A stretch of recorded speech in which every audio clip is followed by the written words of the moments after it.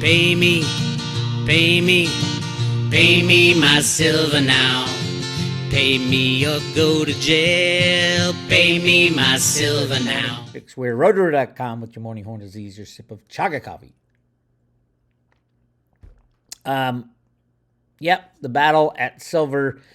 It's not really a battle. Remember that. It's not really a battle. What it is computer programs trading back and forth with each other to set the price and to keep you off guard.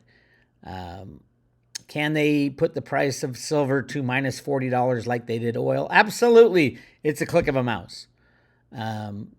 So, yeah. But would you be able to get silver anything below $20? I don't think so. I don't care where they put the price. I think $20 for the retail side of physical silver probably be the lowest you'll ever get to pay. I mean, obviously the price of silver is massively undervalued.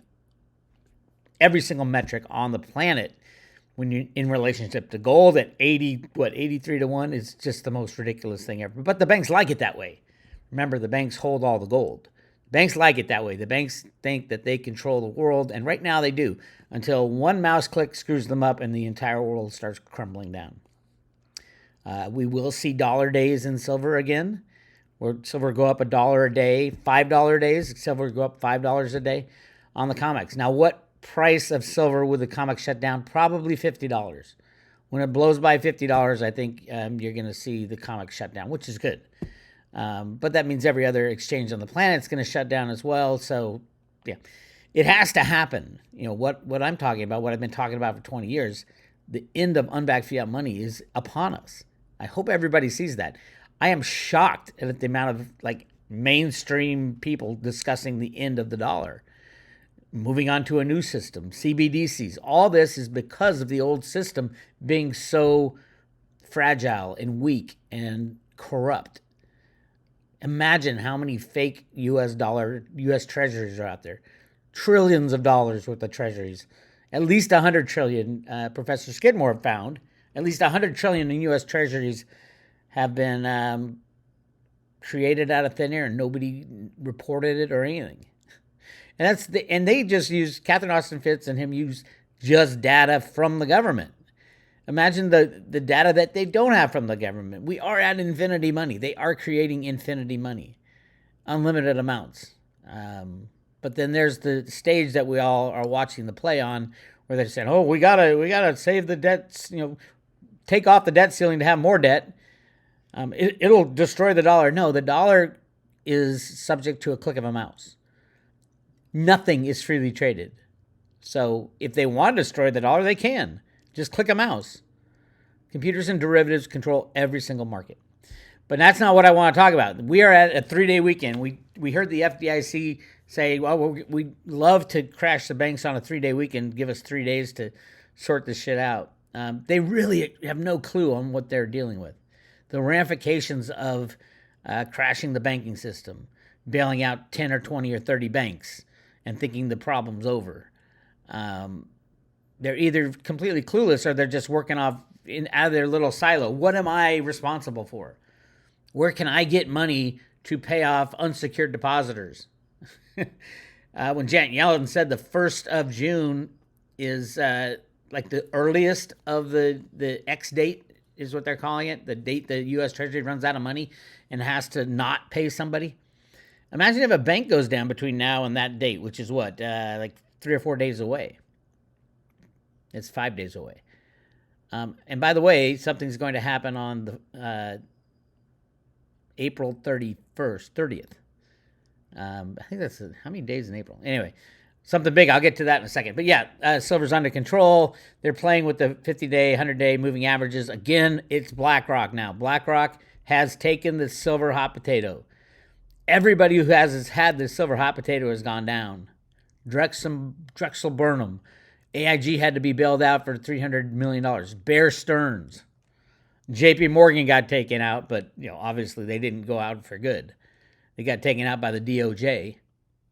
And then Bank of America took over the silver short position. And now it's in BlackRock's hands. The naked silver short position. I don't know how much physical they have. I'm sure they'll be able to claim, that SLV silver The deal is actually structured on the authorized participant side so that we get all that silver, physical silver, so we can short all we want. It's just a crime game. It's a game of, it's that classic shell game con. Yeah, find the quarter under the shell. It's just bullshit. The whole thing is bullshit. But we have to deal with the bullshit, and we have to watch it. So get your physical silver in your own possession. Another good rumor about the debt ceiling, potential debt ceiling deal starts to take shape as the deadline looms. Everybody's saying this will be good for the dollar. So you're saying that printing more money will be good for the dollar. Well, they're saying it's good for the dollar because the opposite of that is destroying the entire system. So, of course, no, we never mess with the debt ceiling. Even though the Biden administration and the Democrats think that's their only hope for staying in power is to destroy the system because it can't win an election. That's obvious. They don't have a candidate. This old decrepit man is running for president again, which is insane. Yeah, they could win by rigging the system just like they did last time. That's easy. Again, that's a mouse click.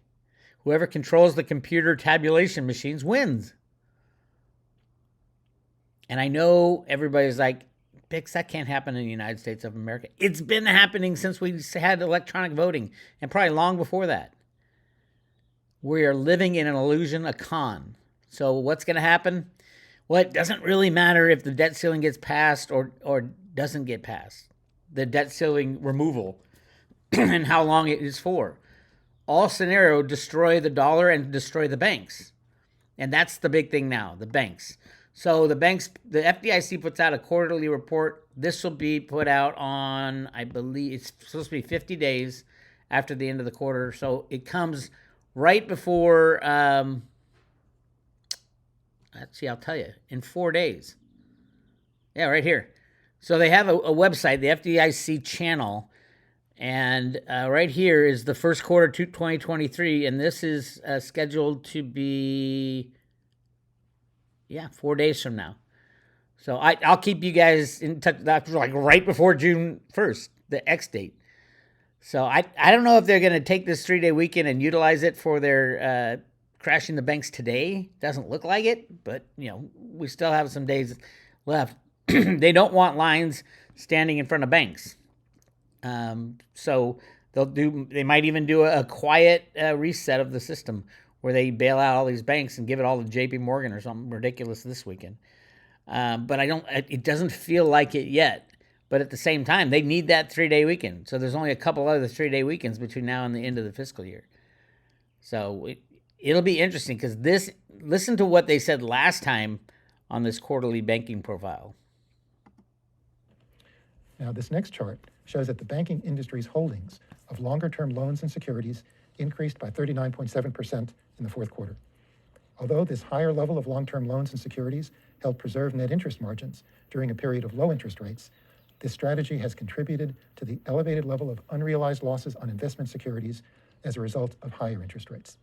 Compared with the industry, community banks continue to report a higher proportion of assets with maturities longer than 3 years at 54.7% of total assets. Now, related to this next chart shows the elevated level of unrealized losses on investment securities due to high market interest rates. Unrealized losses. Look at that. I mean, this is the FDIC showing you, and goes back, 15-year data. Holy crap, are we in trouble? Now, they put this out before the crash of Silicon Valley Bank, and this guy doesn't say a word about this being a gigantic problem. And then literally the next week after they did this, the next week, the system completely implodes with Silicon Valley Bank and Signature Bank. And then First Republic. It's either they don't know or they don't want to talk about it. Of course they know. Look at this. I mean, these are losses in the $600 billion range, and most of that's on small banks. And I have put up on the private road at Road to Root, I put up a list of banks that are in trouble based on their Tier 1 capital and how many underwater loans they have. And it's a long list. I think it's over 40. So go to the private road, roadtoroot.com. It's right there, the troubled bank list. And it goes down. It's interesting stuff. That's what I got to say about that. But listen, there is no panic in this guy's voice, and there should be. Unavailable for sale and held to maturity securities totaled $620 billion in the fourth quarter, down $69.5 billion from the prior quarter, due in part to lower mortgage rates. The combination of a high level of longer-term asset maturities and a moderate decline in total deposits underscores the risk that these unrealized losses could become actual losses should banks need to sell securities to meet liquidity needs. Well, there you go. He just described why Silicon Valley Bank went down. I mean, obviously there's more reasons, but they got to sell off these fractured loans. As people lose confidence in the system, they got to sell off these impaired assets that they have. That's the thing about banking. They all invest in the same thing, which makes housing go up and everything go up because everybody's investing in the same thing. When they have to sell the same thing, it just destroys asset value. And so they're going to talk about, in 4 days, they're going to have to talk about the further decline in the unrealized losses of their book. Because what happened when Silicon Valley Bank had to start throwing away assets? What happened when Signature Bank and First Republic all had to start selling these already depressed assets? The price went down even further. So it'll be a really interesting discussion the day before we hit the debt ceiling issue, which, they're talking about another week after that. It doesn't matter if they raise the debt ceiling, if they don't, if they pass a budget, don't. If you control the computer click on the stock market, the bond market, the gold and silver markets, the FedEx market, it's all controlled by derivatives run out of the Exchange Stabilization Fund, which is out of the New York Fed and with the bullion banks and all that. It's a con. The whole thing we're looking at is a gigantic con. People are going to learn very hard way what's going on with this. So, and just to add insult to injury and pain to these already massively destroyed banking, especially the smaller banks, the Comptroller of Currency. I've been talking about this entity for a hell of a long time because it used to report the silver shorts, over-the-counter silver shorts, not the COMEX, and it was massive. And then they hid the silver shorts in with the gold shorts. The guy who did it is this guy, Greg Coleman. He is the senior deputy controller of large bank supervision, ex-JP Morgan guy.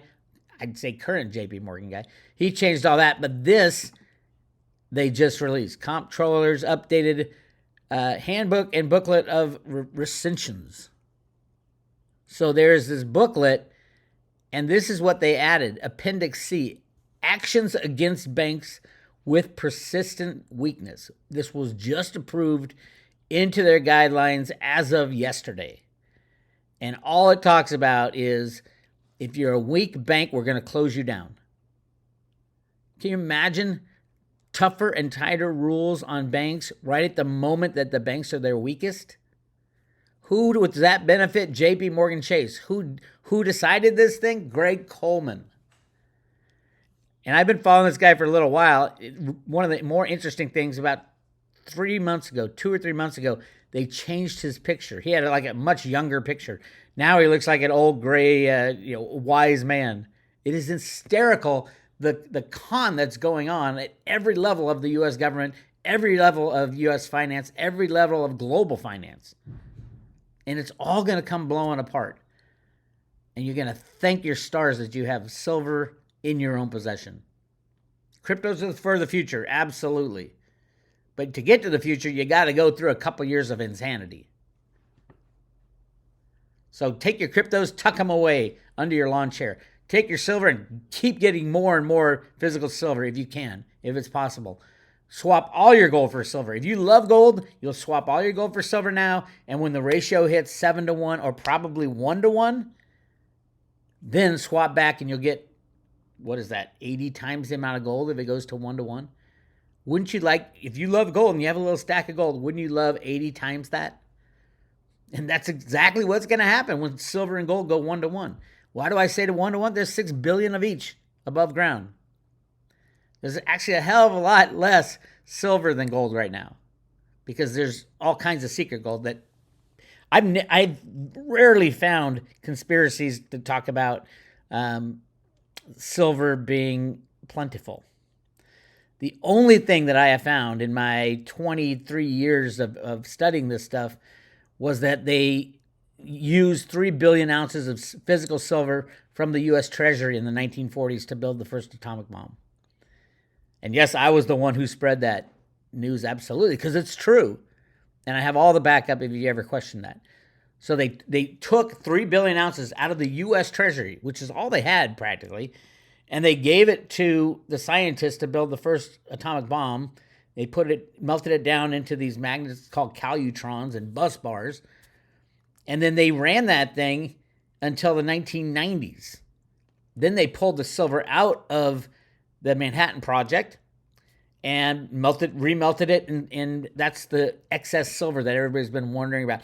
Where does all this silver come from?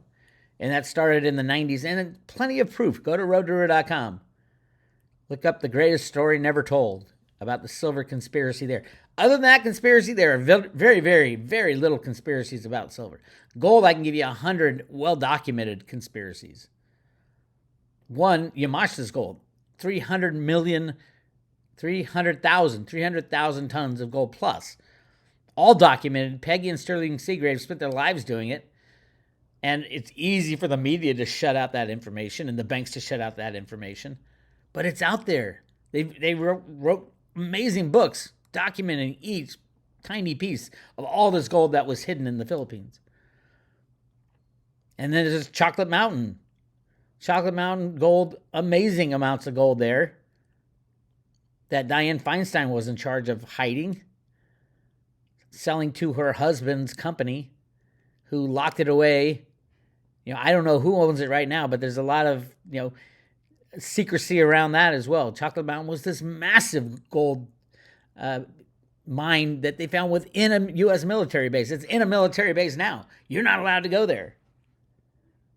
And it's probably one of those caverns of gold from the way, way past history, long before modern history goes on.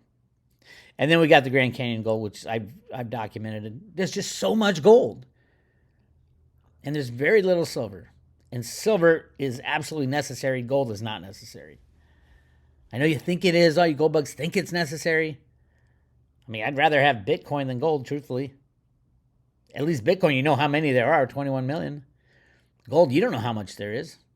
And if you're confused about that, look at history. Why do you think they set the price of gold to $21.67 in 1990? Because they knew expenses were rising because the creation of the Fed, everything got more expensive except gold. All the gold miners were going out of business before, they changed the price from $20 to $35 in the 1930s. It all makes sense, and this is the time for silver. It is the time for silver to destroy the banking system, to destroy the cabal, to destroy the pedo cabal. It is time for silver to take its proper role as the king of monetary assets. And it will. You can get it, or you can just stand back and say, I don't think so, Bix. Even though they project 95% of the silver is going to be used in electric solar panels by the year 2050, I don't believe it. Or electric cars are going to use 80% of the silver by 2050.